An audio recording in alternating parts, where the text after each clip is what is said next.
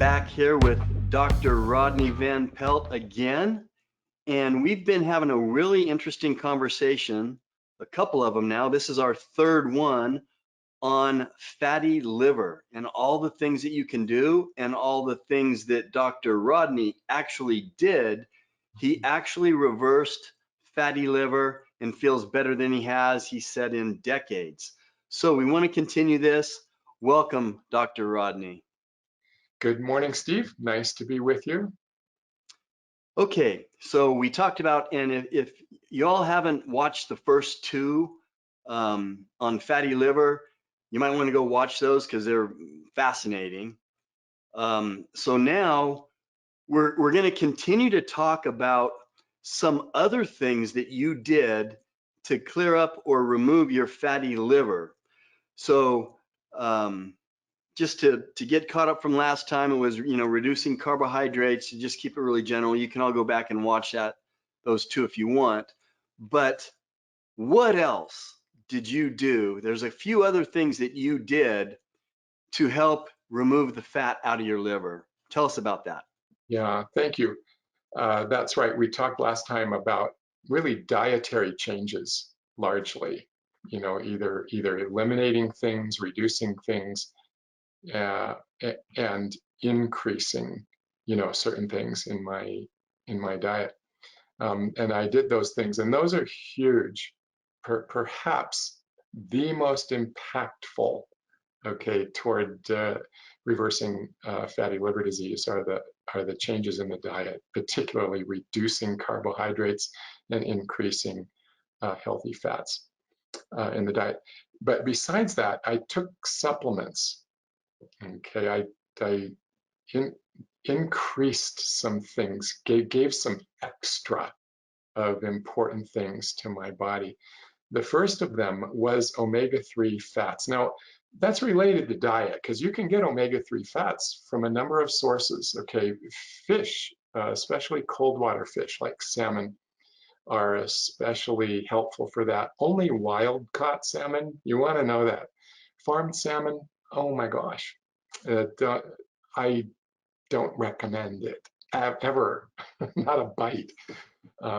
But wild caught salmon has healthy fats in it, a lot actually. It's pretty rich in EPA and DHA, which are subunits of omega-3 fats, and we want those in our diets. So I was supplementing a lot of that. And niacin, I was supplementing niacin, which also helps with fatty liver disease. It helps regulate the blood sugar and deal with carbohydrates, and as we said already, carbohydrates are causing the fatty liver disease. So I supplemented with ALA, which is alpha lipoic acid. And that also has general anti-inflammatory properties, as well as helps regulate our metabolism, the metabolism of many things, including carbohydrates. You guessed it. I supplemented with B complex vitamins, with zinc picolinate, which also helps regulate blood sugar, and NAC, N-acetylcysteine. NAC is a precursor of glutathione. Glutathione's like a master anti-inflammatory agent or antioxidant in our bodies. It is huge. It's so important in our health overall. It is just good for really, I believe it's good for everything. Glutathione, it just is helping us with, either prevent or reverse every disease process that there is. Glutathione is going to be important in it, and I need lots of it. So, just a little stick something in there right there. Me personally, I call glutathione vitamin C on steroids. It's amazing, and your body does produce it. But I interrupted, but I had to get that in there. Yeah, good. Right. It's a beautiful way. See, vitamin C is an amazing antioxidant. It is wonderful, and it's really cheap. It's quite absorbable. It's really easy to take, and I take that. I take quite a bit of it every day. I like it a lot, and I attribute it to part of my health, is supplementing uh, vitamin C. But all of them, okay, some would say, I saw glutathione in the health food store. How come you don't just take glutathione? Well, glutathione isn't absorbed well by mouth. That's why. You can take a capsule of it by mouth, but it wants to get uh, digested by the acid and the digestive enzymes in the stomach. So we don't wind up absorbing very much when we take an oral dose of it. When we take it by mouth, we don't absorb very much. NAC, on the other hand, is absorbed quite well. That's why I take NAC. Glutathione, you can take other ways. You can get it by IV. It can be administered by rectal suppository. There's a number of ways where you can absorb glutathione really well. I mean, IV, 100% absorption. It's you got all of it. Went straight in the veins. It was all absorbed, and that's very, very effective. But I did my things at home. I didn't get IV glutathione. Yeah, but so those are the supplements that I took. Okay, so those are the supplements, all great ones. So what about milk thistle? Did you take milk thistle? I didn't, but milk thistle nourishes the liver. Yeah. Okay, I was just curious about that one. So there's something else that I know that you did. Mhm. What was it? Yeah, and this is the last thing that's on my list. I made a list, like what was my plan? What did I do? And I wrote them down. This is the one item that remains, and it goes by a couple names. Intermittent fasting is one name for it, and time limited eating is another name for it. But I restricted the time in which I consume calories in my day. And there's a variety of ways that people can approach this. That is to say, there's not just one time frame that can be chosen, but there's 24 hours in a day, and many people, many of us, are eating calories, man, from almost as soon as we wake up in the morning, 6 in the morning until just before we go to bed at night, maybe at 10. Okay, so our eating window there, let's see, 6 a.m. to 6 p.m. is 12, and 4 is 16 hours to 10. So for many, it's 16-hour eating window. Okay, we're eating, off and on all throughout those 16 hours. And then we fast from 10 until 6. So we have this 8 hours of fasting. Some don't even do that. They'll wake up, at midnight and go into the kitchen and eat more. So some don't even get the 8 hours. And we call breakfast because it's breaking the fast. Okay, but how long was the fast? 8 hours if you ate, last ate at 10 and then you eat at 6 in the morning.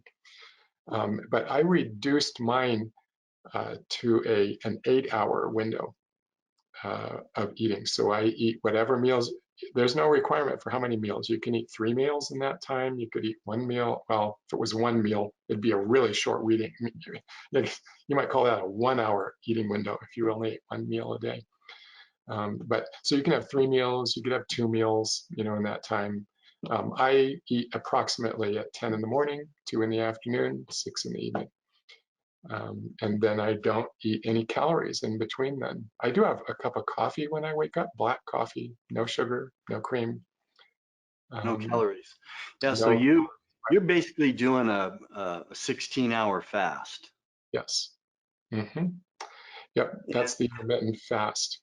Okay, and so I'm assuming, again, you're the doctor, but that's giving your body a break to let it recover, do what it needs to do. Is that why it works? Or tell us why it works. Well, it does more than one thing for us, but that's true. It gives the intestines a chance to just relax and rest. It gives the liver a chance Catch up? to settle down and catch up. And that catching up is exactly what happens. See, when I first stop eating, the body still wants to be burning carbohydrates. That's its primary fuel. It's sort of designed to burn carbohydrates. And So when I first stop eating, after I've eaten, it has carbohydrates. There's glycogen in the liver. There's glucose in the blood from the meal I ate, and the body runs off of that. Well, as my fast now extends, okay, pretty soon my body runs out of glucose in the blood. It doesn't really go to zero, but it's beginning to get low. The extra in the blood is starting to drop low. The body can't keep up with glycogen anymore. That's a limited energy store in the liver, is glycogen. So that's released into the blood and it runs out of that. Well, in the 16 hours, because that's a long time to not be putting any more calories in there, no more fresh carbohydrate or glucose or fat, but the body now has to find another source for fuel. And it does. It'll turn to burning fat. It'll say, oh, we got to tap into some fat. We got some extra energy around. We got some stored energy. Hopefully the energy, that fat, that extra energy isn't being stored in your liver anymore. Okay, right? Mine's reversed. That's not where my fat stores are, not in my liver. But I have a little fat. There's a little on there. We're supposed to have some, and my body can go and find that fat, okay, and turn it into energy. It can transform it into carbohydrate, put it in the blood. So it's learning to burn fat. And that's part of what I want to do. The name we give to that is metabolic flexibility. That is to have my body be geared up and ready. It's almost like a flex vehicle, a vehicle that can burn gas or it can burn propane. It can burn natural gas or propane, right? And you just kind of flip a switch and it can burn either one. Some cars can burn diesel or what they call biodiesel, okay, which is kind of it's vegetable oil, leftover vegetable oil from cooking French fries and stuff. But cars can burn more than one kind of fuel. There are certain cars that can, and our bodies can. They can be trained. And intermittent fasting, or this time-limited eating, trains my body to be able to flip the switch, to be able to do them both. And that's what I want. I want it to be able to burn carbohydrates when I present some, because if you ask me, do you eat carbs? You said carbs are the cause of fatty liver, and we don't want to, what I said is we want to reduce carbohydrates. I eliminate grains. I don't want to eat any grains. Okay, that's the truth, and I avoid them. And I am reducing sugar, dramatic reduction in sugar.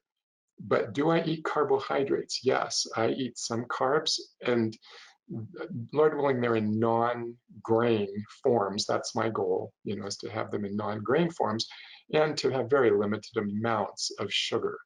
And sugar goes by a lot of names, okay? Agave nectar, corn syrup,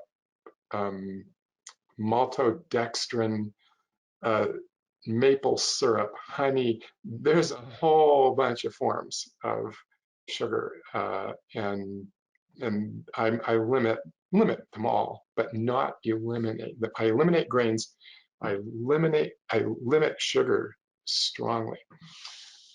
And overall, my body now is flexible. So if I present, some let's say potato. I don't eat a lot of potatoes. They're really high in carbohydrates. So, but I do, but I'm not afraid to eat some potato. My body is flexible. It can burn some carbohydrates. It knows how to deal with carbs. It knows how to deal with fats. Those are our two energy sources. Some people say, wait a minute. I saw once a statistic on how many calories there are in protein. Does our body burn protein also? Turns out it can. We don't want it to do that. It burns our muscle. It burns our muscles up. It can do it. It's a very hard thing for the body to do. It doesn't do it regularly. It's not really designed to burn protein as fuel.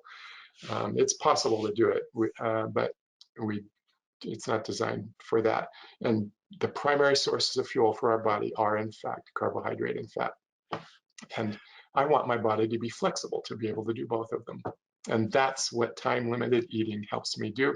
I do it almost every day. You don't have to, by the way. A person could do time-limited eating, they could choose and do it, 5 days a week and not do it on the weekends. They could do it, every other day, a week on, a week off. Anyway, people choose and have different ways of applying it. I do it regularly and ongoing. It's simple to do. It It's is good simple. for us in many ways and doesn't cost anything, right? It's free, and it's not very hard, really. So, Yeah, but and so it is. It's easier once you do it. You go, oh, that wasn't that hard. A 16-hour window where you're not eating is not that hard. Um, Especially you do it a couple times. So just to kind of, you know, put this all together. So you talked about the things that you eat, things that you don't eat, the supplements that you take, and when you combine that with the intermittent fasting, what happened? Is it fair to say what happened was first your body goes, okay, let's get rid of this fat out of my liver. Let's convert the fat in my liver to usable energy. And now the fat's gone. And now what's happening is your body is burning fat, subcutaneous fat off of your body. Is that mhm, right? yes, yep. I know. I joke sometimes because see, if you said, well, you said you were at your ideal body weight. Well, yeah, I was really close to it. And you say, well, have you ever been fat? Yeah, I have. I mean, I lost 47 pounds. Okay, I was 47 pounds overweight, and it just kept going up. This is when I was eating lots of carbs. I was close to a vegan, hardly eating any meat, really, and not being healthy. Um, and I will say this wasn't specifically related to fatty liver disease, but one of the things that I combined with these other things I'm mentioning was far infrared sauna. I, I took these dry sauna sessions 3 times a week, and Just to detox to your body detoxify, right? Yep. in And multiple ways. that's a different thing. I don't know a direct correlation to fatty liver disease with that, but just for full, I feel really good, and I think that that's part of it. And I continue to take saunas. I do, in fact, I even do it more now. I do it probably on average 6 days a week Hmm, that's now. great. Hmm. So again, we're not against carbohydrates. What I tell people is, look, my body has changed. So my macros have changed significantly from the age of when I was eating and training and playing football when I was 22 up to now almost 60. It's the macros that changed. Carbohydrates are good, fats are good, and proteins are all good. But you need to find the right macro proportion for your body and your age and your body composition. Those things matter. Hmm. Yep, I agree. Everyone doesn't respond to the same thing. I'm sharing with you what worked for me. People, is there anyone who should have caution about like the eating plan that I just talked about? I would say, yeah, people who have diabetes, who are taking pills for diabetes, people who are taking insulin for diabetes, they need to be thoughtful about this. If they dramatically reduce their carbohydrates, they will need to reduce their medicines also, or they could become low blood sugar. Okay, but Yeah. anyway, so it's not just a blanket. Well, this is what everyone should do. It takes some wisdom to implement these things.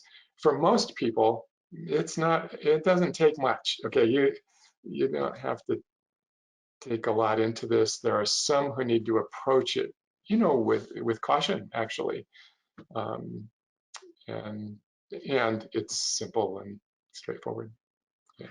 Okay. Well, again, we thank you, doctor. Like I always say, come up with your own questions, 3 or 4 questions, whatever the topic is. Turn your brain on, apply common sense, and answer your own questions. I just think it's a good guideline. So We thank you, Dr. Rodney VanPelt, for talking with us these last few sessions on fatty liver. It's exciting to know that there is hope for anybody out there who may have this condition, which is a lot of people, including children these days. So thank you for being with us. Yeah, well, it's my pleasure to be with you, and all you who are watching, thank you for being with us.